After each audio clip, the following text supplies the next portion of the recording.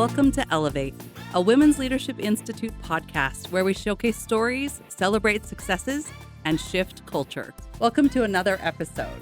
We are here with Pat Jones, the founder and CEO of the Women's Leadership Institute, and also Joe Horton, who was the CEO of Primary Children's Hospital, the SVP of Intermountain Hospitals, and is an ethics and leadership professor at both the University of Utah and the University of Michigan.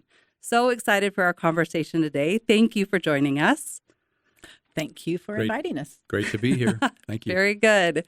So I want to start out. You both have been in leadership for a really long time, both in higher education, in business.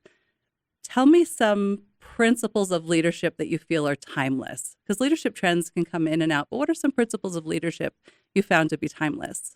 I'm going to turn this to Joe. Joe and I got married a year ago. Yes. And I knew he was a great leader before that. But having married him and seen his leadership in action every day, both, at home with his children and, with our grandchildren and so forth, but also as a speaker and as a presenter, as a professor. So I think he's an impeccable leader. So I would like him to start. Okay, perfect. Thank you, by the way. I think there are some principles that are bedrock principles that are timeless when it comes to leadership. And the one that comes out in surveys over and over again that people want is integrity, honesty, which if you think about it makes perfect sense. Yeah. I mean, leadership is all about leading people, and you can't do that without trust. And you can't establish trust without honesty and integrity. So I'd say that's one of the bedrock principles. Another one is respect. I've seen people who don't understand that, who lead by position, power, or fear. Yeah. That's not the way to lead, and it's not what gets the greatest results. If you lead in a respectful way, showing that you respect the mission that you're involved in and the people who are there to help you fulfill it, the results dramatically improve. So that's another one that I think is a timeless quality of leadership that makes a huge difference. So in integrity and respect, they seem like they should be no-brainers, right, in leading people, but they also seem a little counterintuitive. So how do people gain those skills? Or how have you seen people gain those skills, or do they come naturally? What does that look like? I think first of all, it's important for leaders to make deliberate choices about who they want to be as a leader. When I'm teaching my graduate students, I tell them that their goal ought to be to become the best version of themselves. That's a great lifelong goal for anyone, I believe. Okay. It's a lifelong endeavor. Yeah. So you're aiming for a very high bar, the best version of yourself, but it's also very individualized. It's of yourself, not somebody else. So it gives you full permission to be authentically who you are, which, by the way, the research shows when we're authentic, when we come across as real and authentic, people trust us more. It helps our leadership. Right. So those are things I think that really make a difference in terms of the highest level of leadership that you can achieve. Who else would talk about leadership as you're going to bed at night other than us? I can only imagine the conversations you two have. That's awesome. But we do. And one of the things that we talk about is the importance of looking at your strengths. As kids go to school, kindergarten up and even preschool, it seems like they're giving tests to kids to find out where are they insufficient. Right. Work on your math. You got to lift this up better instead of looking at the strengths of that person. And we talk quite a bit about this, is to understand and acknowledge other people's strengths and just grow those. And you're going to have other people that can do other things well that maybe you're not really good at. Sure. And so we've found this in our home life. I already know that Joe doesn't cook. I mean, it took a while to know that. Well, so I do that. And then he's so good at so many, different things. Just that. So you're just kind of filling in. And I think that's true in our work life too. Yeah. Is to find out what are the strengths of your team. I certainly see that with you, Patty, with your strengths in you're a great planner. You're actually an event planner by nature, right? You're by training. And you've taken those skills to a new level working with the Women's Leadership Institute. But, just acknowledging that those are really good and to encourage you to keep doing those great things that you're so good at. Thank you, Pat. I appreciate that. I love this topic because often in our programs, when we lean into the strengths of the women, they're kind of excited that they can just lean into their strengths, that they don't have to fix their weaknesses, right? Be aware of them, but they don't have to be good at everything. So I really appreciate that you said that, and then create deliberately from those strengths, and integrity and respect along the way. Yeah. Behavioral science and brain science also really support that approach. When I was a new manager coming out of grad school, I thought that my main responsibility in evaluating other people was to be honest with them about their strengths and their weaknesses. Then to challenge them in the areas of their weakness and say, set goals to get better. Right. And then it seems to make sense. Yeah, it seemed like a reasonable thing to do. But what I was doing was defining them by their weaknesses. And then as they set goals, then we're only going to look at that in terms of how we define your performance next year, overlooking entirely the strength side of it, which brain science and behavioral science show that we are better at some things than others.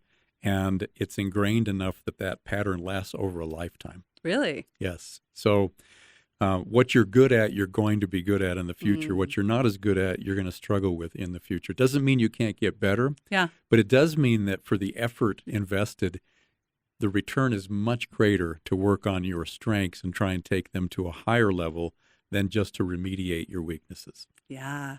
We even had a conversation about this in a meeting we had this morning, right? About we don't want to present ourselves as fixing women.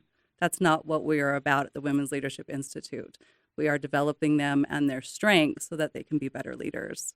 And I think that speaks to what you just said. It does. You brought up brain science, and I know that Pat talks about brain science often too. Let's talk about the complementary differences in genders. Because we are the Women's Leadership Institute and we do believe that men are allies. Will you tell me a little bit about the brain differences between men and women and how they complement each other? Well, yes, I'll give you an example. Okay. It happened last summer. Okay. That I do speak about when I do presentations. Yeah. Is Joe and I, we have a home in St. George, and so we were going to the swimming pool, and he brought his book. I brought mine, like sitting out by the pool. Yeah. And his book was the female brain, and my book happened to be the male brain. And you two had not coordinated on this. And the same author for both books, Yeah, by same the author. way. And I will say that in studio, they are both in blue today. They did not coordinate. So there's something going on. Yeah, we kind of think like. But it is so interesting to read through books like that, and especially when they have good science to support them. Yeah. Is to really try and understand each other. Everybody wants to be understood. But to see the science behind it is why men think the way they do and why women think the way we do. Yeah. That those are complementary differences. And to not include women in advancement or at the table when you're making decisions about policy or funding and those sorts of things is really at your own peril. I love that. Yeah. You will not succeed if you only have one narrow point of view. It will not happen. You're going to have other people passing you in the fast lane because, you will lose out. I love that. My experience with that, Patty, was very pronounced in terms of what Patty just described. So I was running the children's hospital for a number of years, and I had a group of about 12 people that were part of my senior leadership group. And 4 of them were women. And I noticed that over and over again, they had the best handle on the repercussions of the decisions that we were contemplating making, which is a function of emotional intelligence, empathy, compassion. And I learned that they saw things that I didn't see. And so when we talked about, should we make this decision? Should we make it this way? If we do, what will be the impact on nurses, on parents, on employees? Yeah. All the stakeholders, the women were better at that than I was. And as I listened to them, exactly as Patty was saying, it helped keep me from mistakes that I would have made had I not had that perspective that they had. So it really, in my mind, boils down to mutual respect. Men have strengths, gender differences show. Women have strengths, gender research shows. And if both come into it recognizing that there is a complementary opportunity here, that if you respect the gifts of the other gender and you all work together with a united purpose, that's really when things work for the best. And see, you have a man here who has the emotional intelligence to understand that. And that's really, and I think there are many men who do, but it takes that recognition in order to come to fruition. Yeah. To make that change. That's what I was going to ask you, is because when you noticed that about your team, I wanted to ask how. How did you notice that? Did they bring it to you? Did you just observe that over time? How did you notice that they were more adept at that? So one of the ways that I noticed it was I would ask them. I'd say to the director of nursing, who was a woman, tell me your perspective on this. As the chief nursing officer of the hospital, what do you see? And the person who was over human resources, who happened to be a female, tell me what you see. Sometimes it's important to do that. That's a way of empowering every voice at the table. Yeah. So if there is any reluctance or if there's a perceived lack of psychological safety, I think it's one of the easiest ways for a leader who wants to get it right rather than be right. There are some leaders who insist on being right. That's a function of ego. Yeah. There are others who are more mission-focused, who really want to get it right. If you want to get it right, you want to draw out all those perspectives so that you don't miss something. And it's an easy way to do it. But that's how I heard those voices. Over time, I didn't have to call on them. They offered it when they knew that there was a desire for that. Yeah. And there was respect, mutual respect. Yeah. I think it goes back to humility, too. We talk a lot about humility. Yeah. And we've talked this in the political lens because of a lot of things going on right now. I don't know if you've noticed. But we'll talk about that later. Yeah, we could. It seems to me that there are some people, and especially in the political world, who run for office and win their seat. And it defines them. It's like it's their seat. They consider it their seat. Sure. You know, they kind of own it.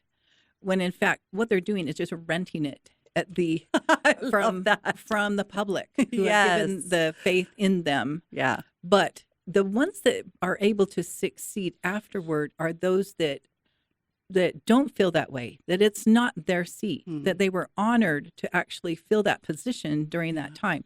Those are the people that seemed afterward to be able to thrive and survive with life. It doesn't define them. And I think that's also true in other leadership roles, whether it's a CEO somewhere. Yeah. It's like, it's hard for people to retire sometimes because that defines them in a certain way. Yeah. And then the other thing that I wanted to mention is the importance of building your team under you and helping them see, mentoring them, setting an example of leadership for them is part of leadership that we don't see as often as we should. And so there are just many aspects and parts to this. So, yeah, I love it. I love the idea of a leader acknowledges their ego and has the ability to set it aside to listen to all the voices at the table and how important that is. I was reading recently in the Harvard Business Review about the top leadership traits this year, and emotional intelligence was number 2, I believe, but how important that is to be deliberate in building your teams and knowing how to engage, and that it's not just a title. That's great, Pat. You also talk often about the power to and the power over. Will you talk about that here? I think that fits in this as we're talking. Yeah, women tend to think of, and I do see this in politics quite a bit. Yeah, the motivation behind running for office, because we have the political development series, and I do have the opportunity to visit with many women who are contemplating running for political office. Just, I always like to understand what is their motivation behind it, and almost to the person, you will see, I want to make education better. Yeah. Or I want to make it better for my children. There's this power to that you hear underlying. And I don't know if, you know, I think there are many men, of course, that also feel that way. Of course. But I think there's also the mentality that power over, just the thirst for power, especially after people are in power. It's hard to give up. And so that's power over something else or some other person. And I think it can become quite dangerous. Yeah, absolutely. Thank you for sharing that. Joe? Just to comment on that, I think that if you think about why we confer power on individuals, it really is a social contract. It's true not only for elected officials, but also in business. For example, as the CEO of the Children's Hospital, I had a tremendous amount of power. That power was granted to me with the intent that I would use it to serve the mission. And I think one of the disconnects we have in leadership is that people are granted power for the greater good who then use it very selfishly. They use it just to advance their own interests. Sometimes power, wealth are the drivers rather than thinking about a mission. What's the greater purpose here? The other thing, over the 40 years that I've been a student of leadership, I've noticed that the best leaders know why they want to be in leadership. Yes. And it has to do with, as Pat was saying, it has to do with wanting to achieve something for the greater good. It's bigger than the self. Yeah. The lesser performers, not so much. They think of it in terms of accomplishment, notches in the belt, that kind of thing. And it shows up in their leadership. They're not able to align people, inspire people, and bring about the kinds of results that those who are more purpose, mission-oriented are able to do. That's really interesting, talking about the milestones of one mindset as opposed to like this living, breathing legacy of people who are mission-driven and being able to bring other people along in that legacy. I feel like you both are very much those type of people, and I appreciate the impact that you have had on the state. I want to pivot just a little bit and talk about what are some things that perhaps leaders get wrong? What are some things that you have seen, not that people are wrong, but sometimes that they get wrong as they go about leading? As we go into businesses and we're trying to teach them about the value of gender diversity and you're teaching ethics, what are some general things that our aspiring leaders and the leaders who are listening today can be like, I wonder if I do that? I'm passionate about this. Okay. It's one of the, oh, good. It's one of my teaching missions. Okay. I think that we have a cultural perception of what good leadership looks like. Good leadership. Good leadership. Yeah. And certainly when I came out of grad school, it was personified by several people who, among other things, were very hard on their people. So part of that profile was you've got to be tough. Because it gets results, or just because that's the persona? That was the intent, was that, the people who can be tough are the ones that get results. I see. But over time, that's really been debunked as it's been researched. It turns out that people who are respectful, people who are kind, who have compassion, who treat other people in a kinder way, there's a sense that that's weak. And that's sort of one of the cultural perceptions. Sure. Humility is weak, right? Humility is weak. Gentleness is weak. Yeah.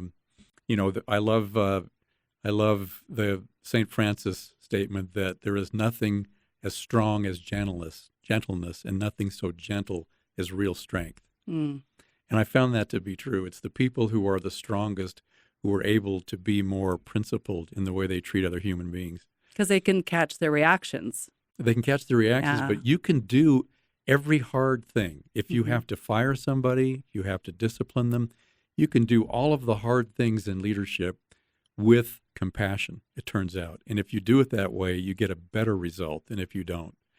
So I think that's one of the things, and it has a special implication for women because gender studies show women have gifts of compassion, of caring about others more naturally, of wanting to develop others, of having more emotional intelligence. These were things that at times in my career I saw being discouraged in women, saying, or even weaponized. Yes. If you want to move to the next level, you've got to be tougher. Yeah. I.e., check your compassion at the door if you want to move to a higher leadership position. That's wrong. It's wrong. It's been debunked. The research shows it's wrong. And yet we still have the most arrogant person or overconfident person in the room often is seen as the natural leader. And that's unfortunate. Yeah, for sure. So, Joe, tell a story about firing someone. Yeah, tell us in practice. Way, what does this, because I've heard you tell like? different stories. Yeah. But can you fire someone in a compassionate way? I want to hear this. Okay. Yes, you can. So here's one example. So we had at the Children's Hospital, we had a person who was over the engineering department, and he'd been there for about 8 years. He was technically just excellent.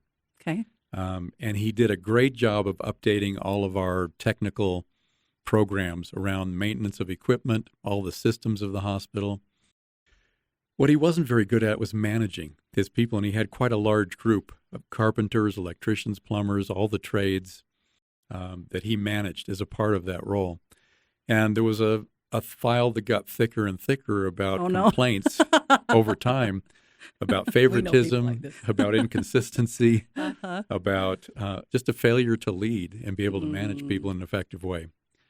So at a certain point, his administrator decided that it was time to take action on that and terminated him. He appealed that to Human Resources, and looking at the evidence and the information in the file, they upheld it.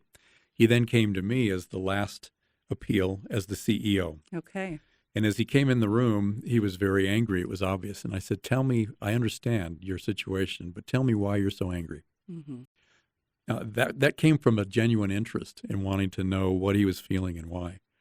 He said, I'm angry because I have done so many things for this hospital. He started talking about the technical things, and no one has thanked me for it. And I said, wait a minute. I've been here the whole time that you've been in that role.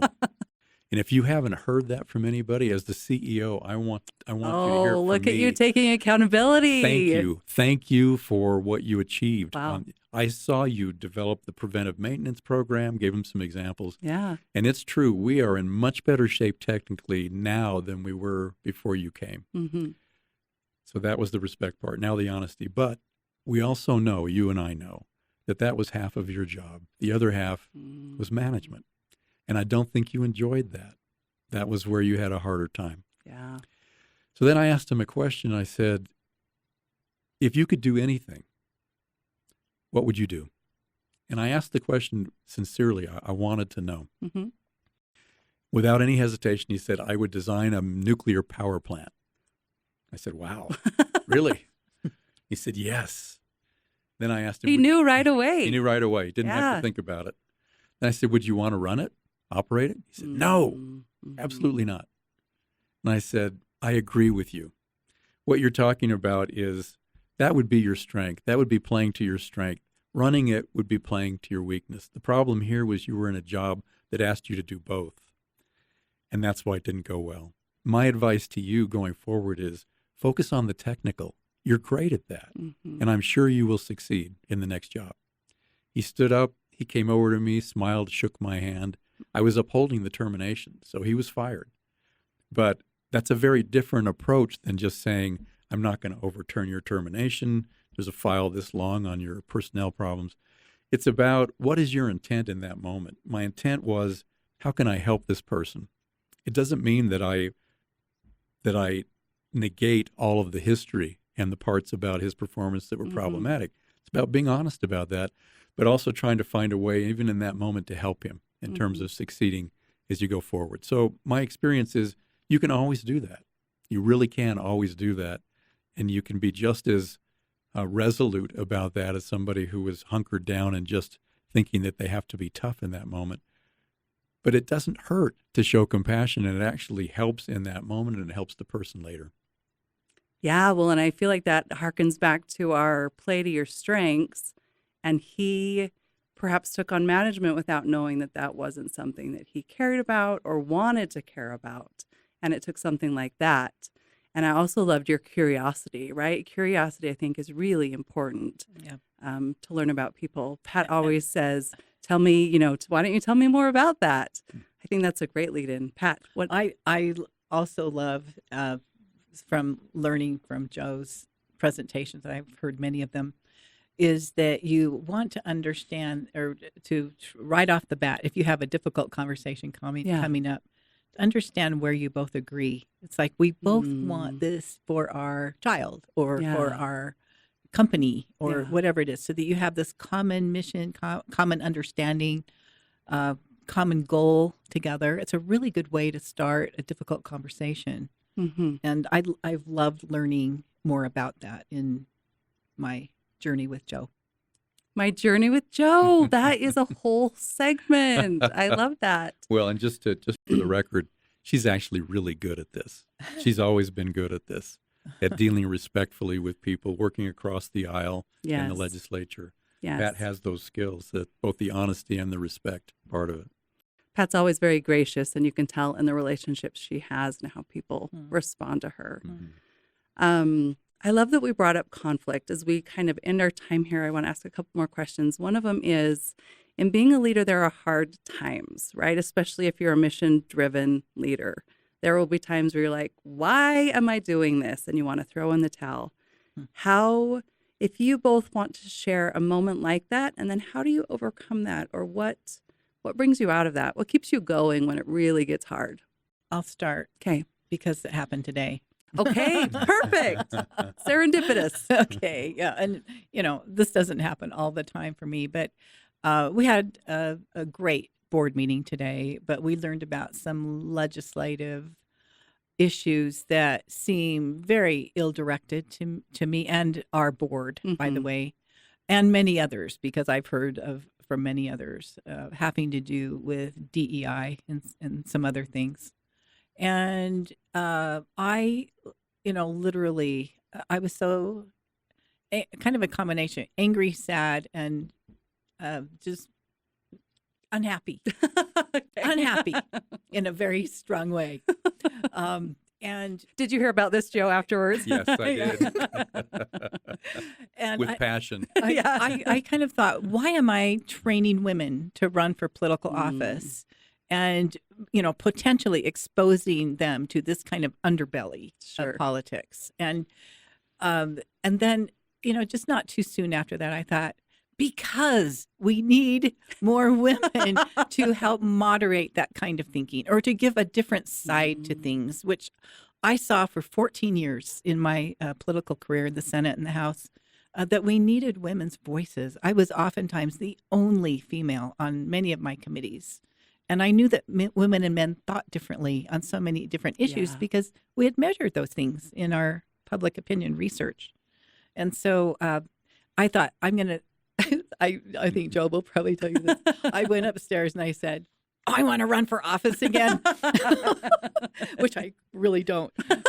But it just, instead of saying, I'm going to back away, I'm going to give up. Yeah. I don't want to go there anymore. It's too hard. I'm like, it lit a fire under me to the point where at the moment I probably would have filed if it had been filing day. Joe, can you beat that one? No, I can't beat that one. But I've had similar experiences. That one's awesome because it happened this morning. Today. You can still feel her bigger about it. Yes, her passion is just right there. The day is young. But I think the principle, in my experience, is exactly the same. I've had experiences where I was dealing with somebody who was more powerful than I was about a mission issue where it seemed like I was set up to fail and they were set up to prevail. And it was when I came back to mission and how important the mission is and why I was there, the purpose that I was trying to serve, that I felt this inner strength that helped me to push through those situations and actually find a way for the mission to win. So it's both a feeling, and it's a feeling like it's a pretty serious feeling. I love that. I love that. So many thoughts. But as we wrap up, I'd like to do something personal. I'd like to hear favorite songs. I know you both love music. I know, Pat, you love to dance. Tell us something personal about you two. He's learning to dance. You're learning to dance salsa. Wasn't it salsa last time? You were taking salsa lessons? I've always been a dancer. Okay.